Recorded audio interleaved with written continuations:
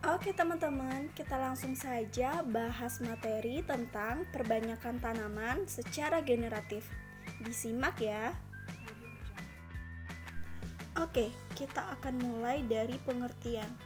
Perbanyakan generatif ini disebut juga dengan perbanyakan cara kawin atau perbanyakan seksual.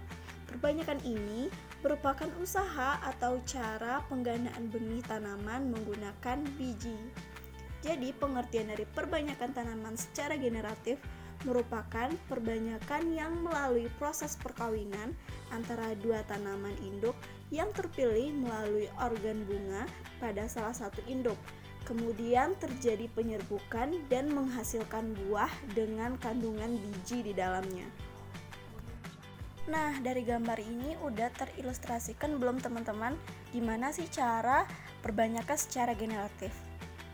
Oke, kita bakal bahas keuntungan dan kelebihannya terlebih dahulu. Oke, kelebihan dari perbanyakan tanaman secara generatif ini adalah tanaman bisa diperoleh dengan mudah dan cepat nih teman-teman. Tanaman yang dihasilkan pun perakarannya kuat karena tanaman yang dihasilkan dari biji memiliki akar yang kuat, terutama tanaman keras. Lalu memiliki keragaman genetik yang digunakan untuk permuliaan tanaman. Selanjutnya, tahan penyakit yang disebabkan oleh tanah. Dan varietas-varietas baru dapat dengan mudah diperoleh dengan jalan menyilang perkawinannya. Lalu, apa aja sih kekurangannya? Kekurangannya ini adalah tanaman baru yang dihasilkan belum tentu memiliki sifat yang bagus atau unggul yang sama seperti induknya. Lalu varietas baru yang baru muncul ini pun belum tentu baik teman-teman. Selanjutnya, waktu berbuah itu pun juga tergolong lebih lama. Dan kualitas tanaman baru akan diketahui ketika tanaman telah berbuah. Oke, selanjutnya mekanisme terjadinya perbanyakan secara generatif. Perkembangbiakan secara generatif ditandai dengan adanya pembuahan. Pembuahan ini sendiri adalah peleburan sel kelamin jantan dan sel kelamin betina yang kemudian menghasilkan zigot. Zigot ini pun berkembang menjadi individu baru. Proses pembuahan pada hewan dan tumbuhan ini berbeda teman-teman. Jika di pembuahan pada hewan itu melalui proses peluburan antara sel telur, yaitu sel kelamin betina, dan sel sperma, yaitu sel kelamin jantan. Sedangkan pembuahan pada tumbuhan ini melalui proses dari peluburan benang sari, yaitu sel kelamin jantan dan putik atau sel kelamin betina. Karena adanya proses pembuahan, maka perkembangbiakan secara generatif akan menghasilkan individu yang memiliki perpaduan sifat-sifat dari kedua induknya. Oke, selanjutnya jenis-jenis perbanyakan secara generatif. Jenis-jenisnya terbagi menjadi 4. Yang pertama konjugasi, yang kedua isogami, yang ketiga anisogami, dan yang keempat penyerbukan. Oke, kita akan bahas satu persatu. Yang pertama, konjugasi. Konjugasi ini merupakan reproduksi generatif pada tumbuhan yang belum jelas alat kelaminnya. Contohnya itu adalah gangga hijau. Yang kedua, isogami. Isogami ini merupakan peluburan dua sel gamet atau kelamin yang sama besar. Contohnya itu adalah ganggang biru. Yang ketiga, ada anisogami. Anisogami ini merupakan peluburan dua sel gamet yang besarnya tidak sama, yaitu gamet 1 lebih kecil atau mikrogamet dan gamet 2 akan lebih besar atau makrogamet. Contohnya itu adalah ganggang yang berbentuk lembaran. Yang terakhir ada penyerbukan. Penyerbukan ini diikuti dengan pembuahan. Terjadinya pada tumbuhan berbunga atau tumbuhan berbiji.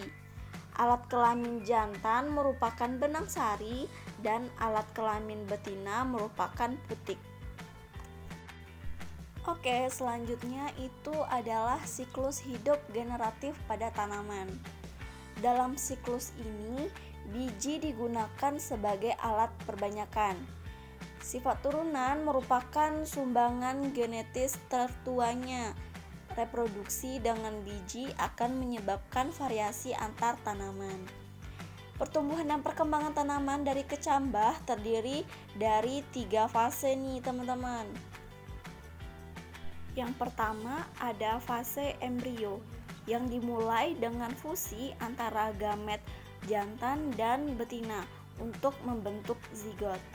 Yang kedua itu ada fase juvenil yang dimulai dengan perkecambahan biji dan embrio tumbuh menjadi tanaman berkembang. Secara umum, tanaman pada fase ini tidak respon terhadap zat perangsang pembungaan.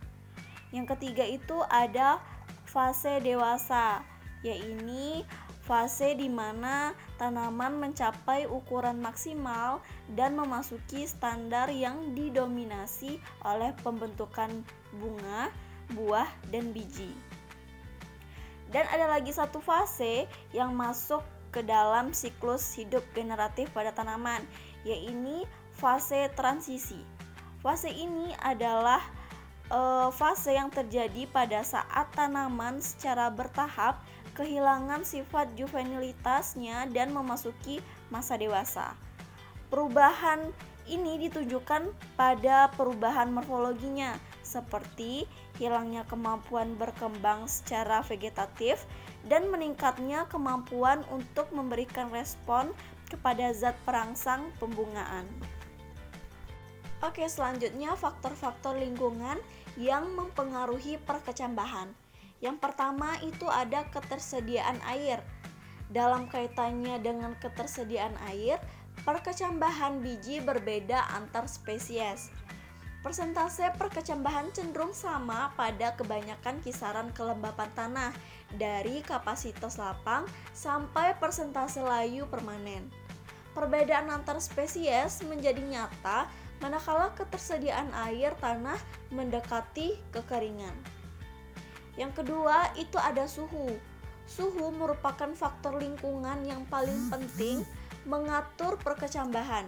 Setiap spesies mempunyai batas suhu maksimum dan batas suhu minimum untuk perkecambahan. Tuntutan suhu selalu konstan, tetapi dapat berubah menurut waktu atau berinteraksi dengan faktor-faktor lingkungan yang lain seperti cahaya. Yang ketiga itu ada pertukaran gas antara embrio dan atmosfer.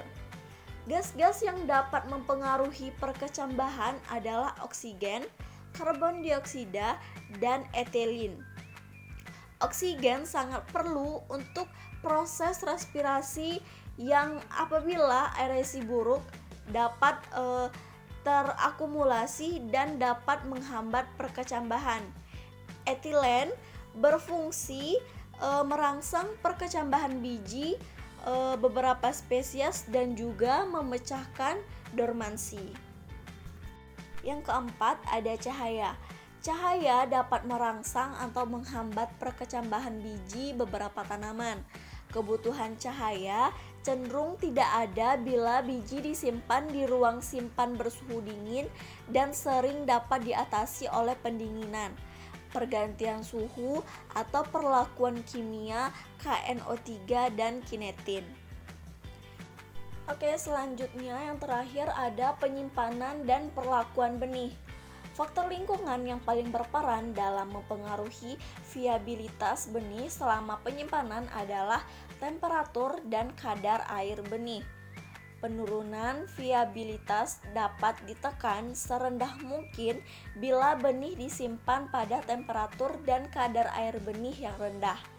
Benih tanaman serealnya bisa mempunyai kandungan air kurang dari 15%. Selain itu, kelembapan udara juga harus dijaga serendah mungkin agar viabilitas benih tetap tinggi serta untuk mencegah perkembangan hama dan penyakit terutama cendawan. Sedangkan cahaya bukan merupakan faktor penting dalam penyimpanan benih ini. Oke, sampai di sini materi perbanyakan tanaman secara generatif. Saya mohon maaf jika terdapat kesalahan dan semoga bermanfaat. Saya tutup. Wassalamualaikum warahmatullahi wabarakatuh.